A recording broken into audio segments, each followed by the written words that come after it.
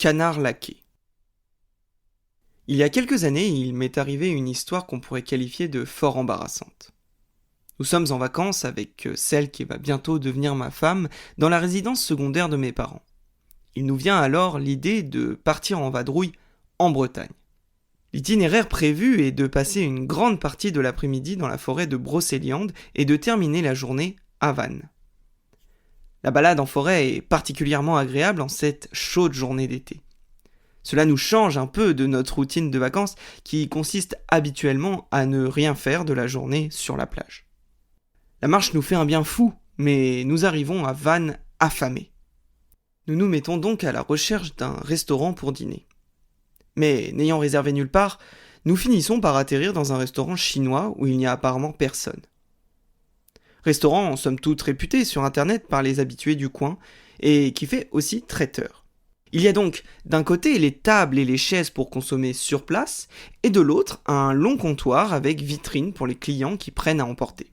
Dans le fond se trouvent ensuite les cuisines et enfin, à côté de celle-ci, la porte des toilettes. La seule et unique serveuse nous installe à une table et nous apporte la carte. Nous faisons alors comme n'importe quel couple, c'est-à-dire qu'une procédure de négociation se met en place sur la question du partage des plats ou du chacun pour soi.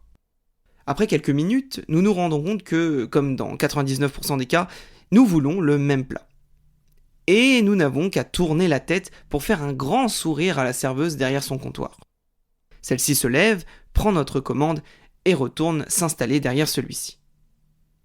Étant donné que nous sommes les seuls clients du restaurant, elle nous fixe avec un grand sourire, ce qui est un peu gênant. D'autant plus que j'éprouve moi-même une certaine gêne intérieure. N'ayant pas pu y aller de la journée, car nous avons passé celle-ci en extérieur, je décide de déroger à ma règle de ne pas m'alléger dans les restaurants. En effet, comme beaucoup de personnes, je ne me sens pas à l'aise à l'idée de me relâcher dans des endroits publics. Mais à cet instant, je n'en peux plus. Et puis, il n'y a de toute façon pas d'autres clients, donc aucun risque d'entendre hurler derrière moi « Qui a défoncé les chiottes ?» Bref, j'y vais, fais ce que j'ai à faire, remonte mon pantalon, me lave les mains et retourne à ma place. Mais au moment de m'installer, il y a un truc qui cloche.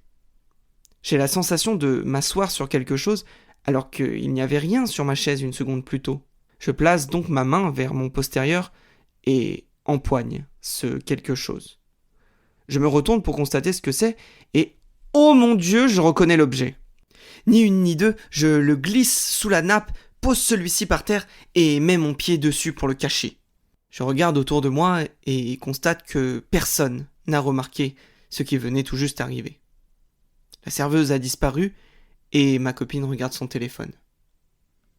Un fou rire me vient donc très rapidement. Ma copine remarque mon hilarité et me demande ce qu'il y a de si drôle. Je lui réplique donc « Il vient de m'arriver un truc super marrant. Devine ce qu'il s'est passé. » Ma copine un peu perplexe puis hilar commence à poser des questions.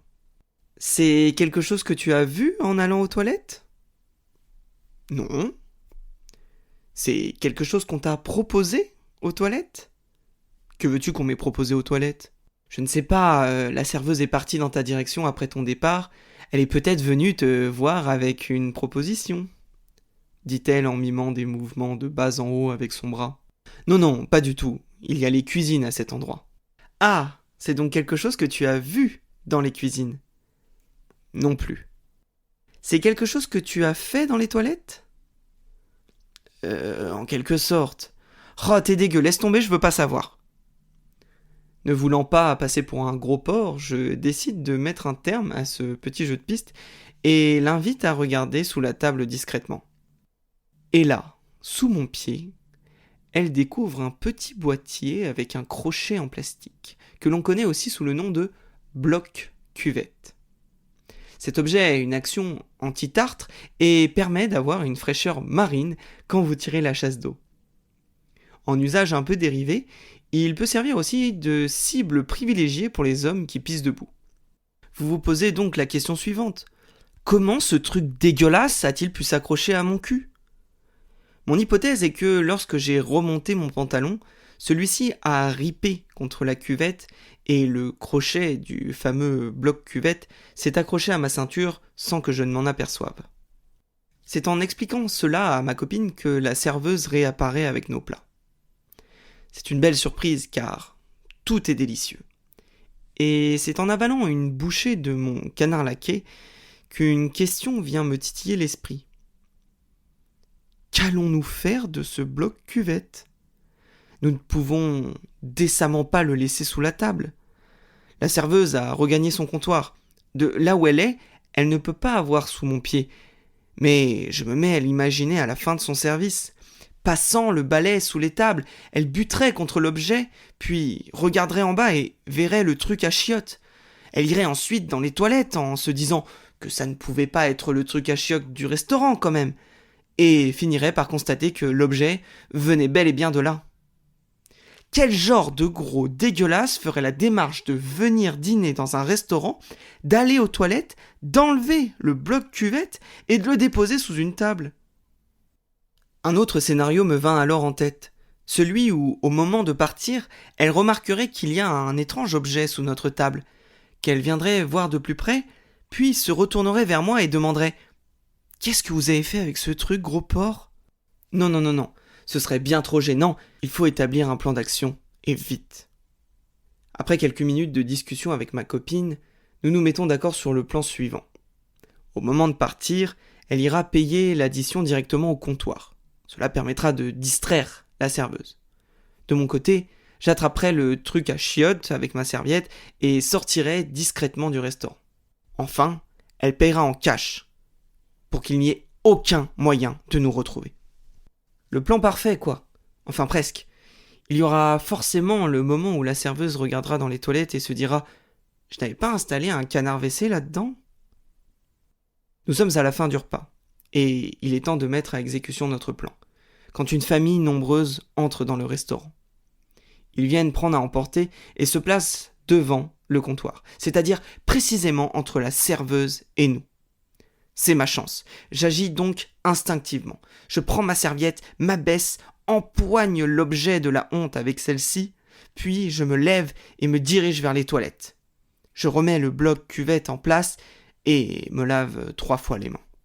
En sortant des toilettes, un rapide coup d'œil m'indique que tout est en ordre, à part ma copine qui ne peut plus s'arrêter de rire. Par la suite, nous réglons l'addition et quittons le restaurant. L'incident fut donc évité. Je ne remercierai jamais assez cette famille nombreuse. Nous finissons la soirée sur les remparts de Vannes à imaginer une vie de fugitif pour vol de blocs cuvettes dans les restaurants de la région.